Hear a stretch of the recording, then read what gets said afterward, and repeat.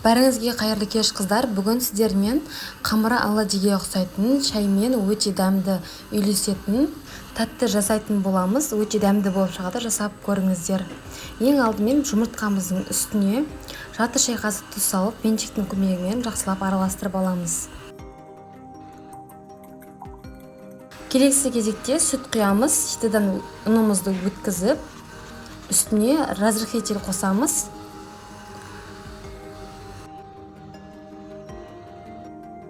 Қоюланғанша венчиктің көмегімен жақсылап араластырып аламыз.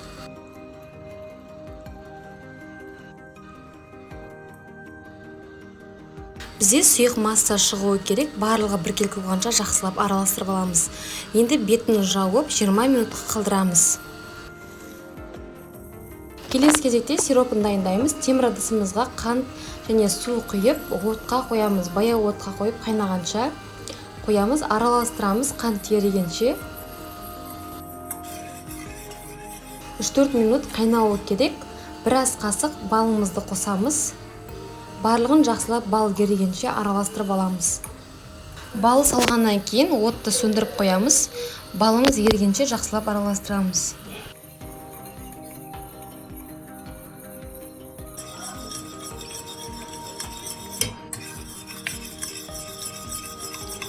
Келесі кезекте қамырымызды дайындаймыз. Майымызды алдын ала қыздырып қоямыз. Бізге осындай тесік-тесік сүзгі қажет болады. Ожаудың көмегімен осылай барлығын тесік арқылы өткізіп, қызып тұрған майымызға құйып шығатын боламыз. Және құйып жатырған кезде бір жерге ұстап тұрмаймыз. Ожауды әрбір жерге орнын ауыстырып тұрамыз. Сол кезде барлығы ыдырап, жақсы болып шығатын болады. Барлығын енді араластыратын боламыз. Екі жағы бірдей сарғыш болып пісуі керек. Сарғыш болғаннан кейін сүзгімен сүзіп аламыз.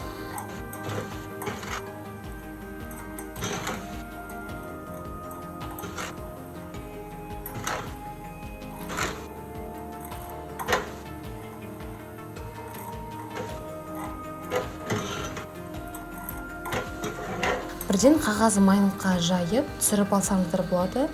Майын қағаз сорып алатын болады. Майлығы қатты білінбейді, сондықтан да қағаз майлықтың үстіне салсаңыздар жақсы болады. Дайын болғаннан кейін барлығын үлкендеу ыдысқа саламыз және бірігіп қалған жерлерін осылай қолымызбен ыдыратып жібереміз.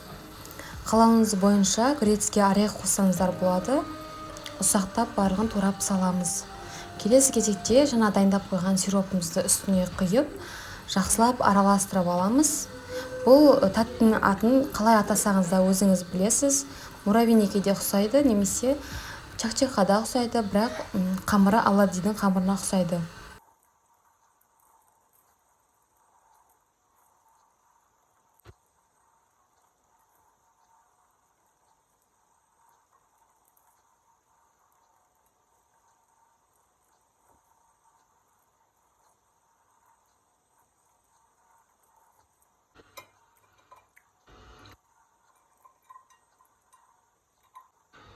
Достар, менің каналыма тіркелуді ұмытпаңыздар. Дәл осы бейненің астында көптеген тамақ түрлері, салат түрлері, тәтті түрлері, пирогтардың рецепттері бар. Жасап көріңіздер, міндетті түрде бір жасағынан шығады. Менің жасаған тәттім сізге ұнаған болса, міндетті түрде пікір қалдырып, лайк басуды ұмытпаңыздар.